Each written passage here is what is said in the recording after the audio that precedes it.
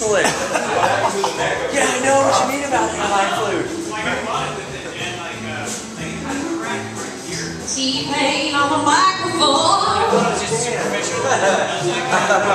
What's up, everybody? How you all doing out there?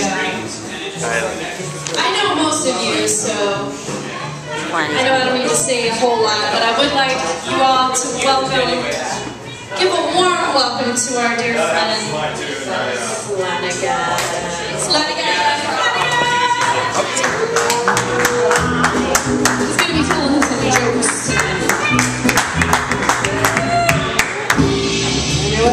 This is part of your New Year's resolution, right? It is. Alright, let's see. It's my first time doing comedy, so wish me luck.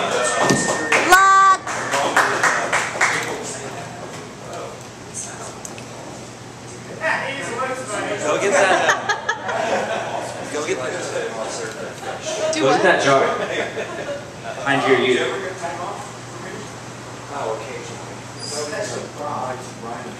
We got a special joke here dedicated to Brian Valentine. Oh boy. Mr. Hospitable, I've been up here in Seattle. Where are you from? I'm from Sacramento. Up here on a little vacation.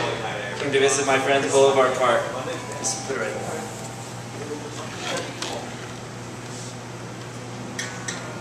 Alright. Uh-oh, he's eating cereal. Hang on, because I didn't know I was looking at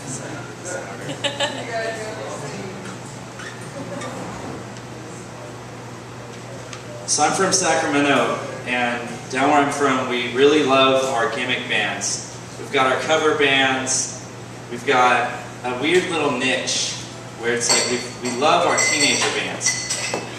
We even have a yearly award show called the Jammies that dedicates to all the teenage bands between like 10 years old and I guess 18 or whatever. One of the big bands we have out there is this group called Dog Party. It's two little sisters. They play drums and guitar. They're 12 and 14 years old. Now I personally am a really big fan. Most people my age, they think it's kind of weird. I go to a lot of shows. I find it really relaxing. I go out there in my sweatpants. I just watch these two girls perform. But I also watch a lot of Chris Hansen's How to Catch a Predator. And I wonder sometimes, is that a conflict of interest? Or is that normal? I mean, I just like music. So here's my joke about Brian. Brian and Tech have been really good hosts to us while we've been up here in Seattle. Cooked for us, let us crash on their couch for a week. The other night, Brian decides that he's going to be real sweet, make us some cookies. So he makes the first batch, total disaster, burns them all, they're ruined. He goes around for the second batch. We're playing cards, I go in the kitchen and I see Brian, he has this huge football-shaped cookie across the pan. This thing's gigantic. And I notice he has this in his hand. And he's looking at it, he's got it in his greasy little hands, and he's about to open it up. And he's about to pour it into our cookies, and I'm like, dude, what the hell are you doing? Let me tell you what this is. This is peppermint twist foot scrub. He's gonna pour it in our cookies, and I'm like, you can't put that in food, dude. And he looks at it, and he's like, oh, I thought it'd be a... I can do better, Brian, impression that. I thought it would be a good little Christmas cookie for everybody. And I'm looking on here, and on the back, it says, warning, do not apply to eyes or mouth. It's lotion and like salt scrubs, and Brian was going to put it in our cookies for a treat. That's how Brian welcomes people to his home. So, that's it. It was in the cupboard. Yeah, it was in the kitchen. So, right before we came out here, we were sitting at home, eating really good food. We had a good meal. We had some enchiladas. We were drinking. We had some whiskey, some beer. Really good time. And Tekla texts us and says, oh, why don't you come out to the open mic night tonight? And I'm like, oh, okay, well, I was having fun. But you know, open mics, they're kind of cool. It gives people without jobs something to do on a Tuesday night. between smoking weed, eating frozen microwave burritos, and watching Adult Swim, it really breaks up your week. This is my last one.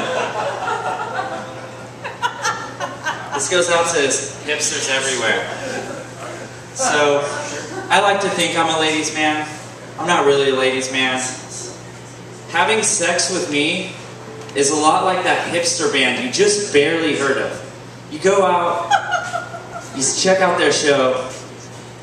I'm kind of like that in bed though. You know, I make a lot of noise and I thrash around a whole bunch, but it's not very good at all. And you definitely don't tell your friends about it. Thank you.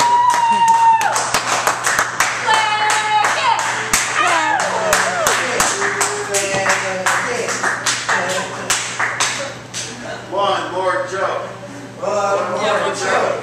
One more joke. Just talk. It'll be funny. Fat joke. Yeah, it is. Alright, so here's the joke that I almost didn't tell tonight because it sparked a hot debate right before we came out here. I see there's no fat people out there, so it should be okay. Have you ever seen those websites? It's a bunch of single guys and gals talking about, oh, well, this is why I'm single. You usually see the guy on there, he says, oh, well, my job takes up all my time, or I work on my muscle car too much, or I've got the kids, I have no time for dating. But then every now and then you see the one girl or the one guy, no matter what they say, it doesn't matter what they say, they're going to be single for the rest of their lives. They're fat, they're ugly, they've got nothing going for them. And they sit there and they tell you, oh, well, this is why I'm single. I've got a whole curio cabinet full of cats, porcelain cats.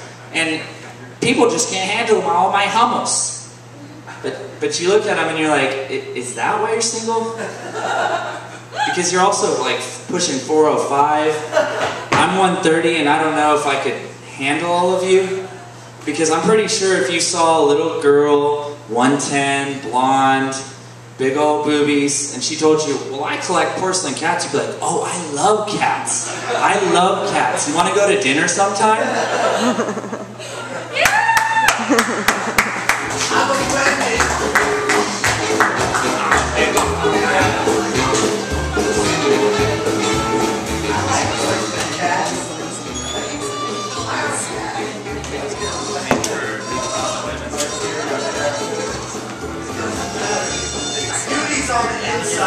I am so proud of Flanagan. That was his